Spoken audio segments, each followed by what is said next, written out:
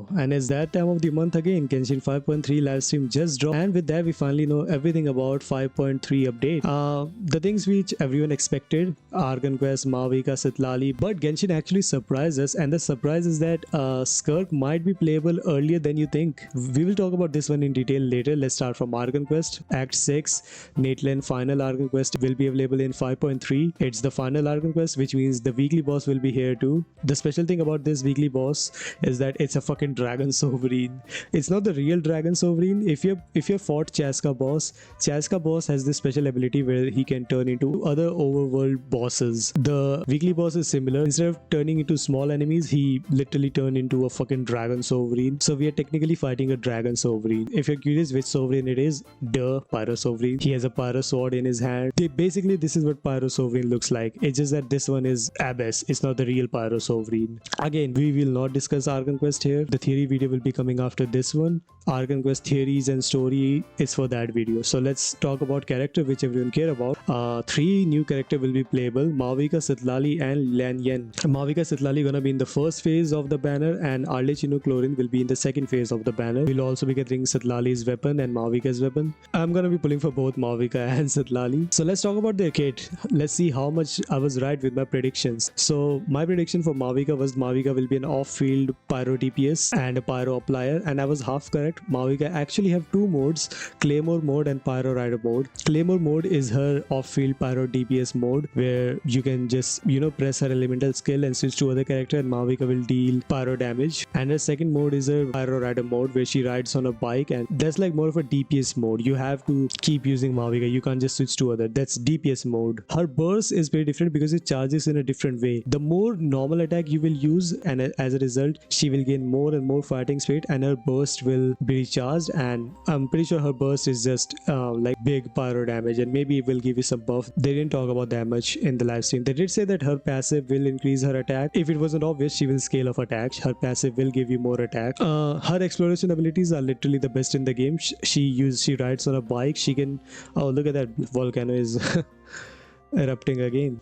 Anyway, like I said, her bike is literally the best exploration in the whole game. It can ride on water, it can climb mountains, it can fly in the air. If you're looking for exploration character, Mavuika is a must pull. She's the best exploration character, and it's not even an argument. Speaking of her weapon, we'll be getting her weapon along with her, obviously, duh. I'm pretty sure it's called 1000 Scorching Sun or some shit like that. It looks pretty cool. Second character we'll be getting is Sitlali, and my prediction for Sitlali was that she will either be a healer or a shield character. Turns out she's a shield character. You will use her elemental skill and she will get a shield. Now we don't know how strong this shield is, but I think it will be pretty close to Zhongli. I don't know if it'll be stronger than Zhongli, because Zhongli is an Archon. But then again, she could be stronger than Zhongli because Venti is also an Archon, and like Kazuo is like better in just everything compared to Venti. Her burst will create a field where she will continue doing cryo damage and apply cryo to the enemies. Now it's not just her burst, she will also apply cryo through her elemental skill. Once her Night Soul reaches a certain point, start applying cryo to the enemies. So she's a cryo applier and a shield character. Again, Layla, but 5-star. I'll be pulling for her not because of meta. Again, like I said, I only pull character I like lore wise, so I'll be pulling her because of that. I don't really care about shield, I just dodge. Mavuika and Sitlali will be getting their own story quest, obviously. Sitlali story quest will be sequel of the Travel Chronicles. I don't know how Mavuika's story quest will work, because so far all the story quests were Travel Chronicles. There's also Lanyan. She's also a shield character. Her shield is very different because she has an anemo shield, so her shield element can change to different. You can have a pyro shield, electro shield, blah blah blah. 4-star is not going to be that strong, and I'm pretty sure she's more of a main damage dealer. She's not much of a support character. She's more of a damage dealer. Again, no one cares about that. If you care about her, you can get her for free in Lantern, right? We'll talk about it later. So that's the character, Mavuika, Sitlali, and Lanyan. So that's it for the characters. Let's talk about events. The main event, as always, like every year, Lantern Night will be the main event, which will have its own story. It's revolving around Hu Tao this year. Like, every year the story revolves around a certain character. This year is gonna revolve around Hu Tao and Xialing. That's why Hu Tao and Xialing are getting skins. Hu Tao will get her own 4-star skin, which you can buy for money. And as always, we'll be getting a free 4-star skin, which will be Xialing skin, which for a free skin looks pretty good. Unlike last year when we got Xingqiu skin, it literally looked like his default Speaking of free 4-star, as always, you can pick up any leeway 4-star for free. Majority of people will be picking Lanyan, so will be me. Lantern Night will be the main event. Like I said before, it will give you 1000 primo gems, just like every big event. You will have to play mini games. One mini game is this goofy Tetris Candy Crush looking thing. Another mini game is where you have to defeat bosses and all that. So there's that. Except for this, we'll be getting 3 small events, 400 primo gems each, so 1200 in total. First one will be the beetle battle. I've already had this one, but this time, except for other beetles, your beetle will be fighting real enemies. Except for that, we have Nateland time trial challenge. If you have explored Nateland, you have probably done time trial challenges, and this is just an event version of that. You need Saurians or Nateland characters to complete those challenges, and that's it. Third event is again a boss fight event. You have to fight bosses. In the live stream, they say the bosses are very difficult to fight, which okay, good for whales.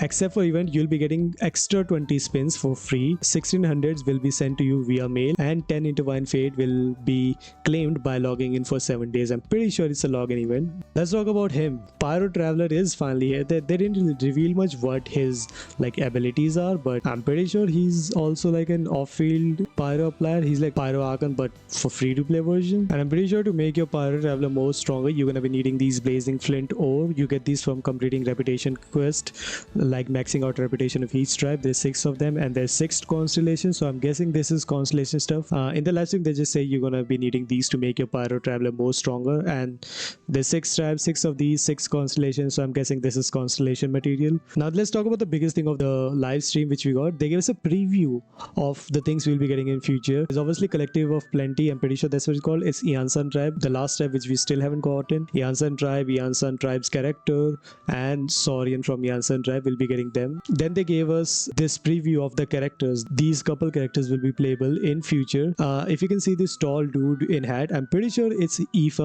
Aoife is the Saurian doctor from Yansan tribe. Pretty much, if you have a Nateland character and you have read their voice line, you know who Aoife is. Every Nateland character have a voice line about Aoife. Apparently, it's like a really cool dude and all that. And so I'm guessing he's this tall dude. You can see Yansan herself on very left, the short girl holding a dumbbell. That's Yansan. But what got everyone attention was the girl in the middle. That is Skirk, or at least it looks like Skirk. It's this literally same silhouette. You can even see the feather on one side.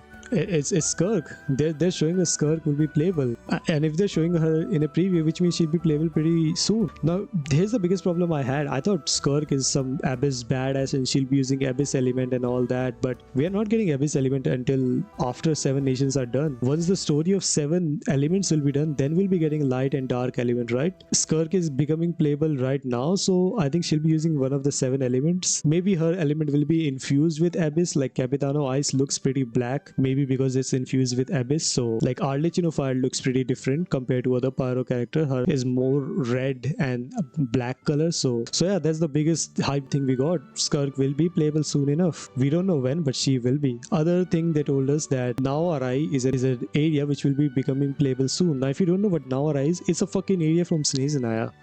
Like what the fuck? They're making a Snezenaya area playable? I think it's gonna be one of those limited area you can explore for only a while and then they'll be gone from the game. Because why would they make a small area of Snezenaya playable before Snezenaya itself? Promised us some, more new features like co-op content, like you can fight enemies and do puzzles with your friends and all that. So there's that. So this was the live stream. This was the big things we got in the update. We are getting a good amount of free gems. I think the fandom should be mad. Anyway, yeah, that was it for 5.3 update. The update will drop on 1st January, so aka New Year. It's hype. Other than that, yeah, see ya.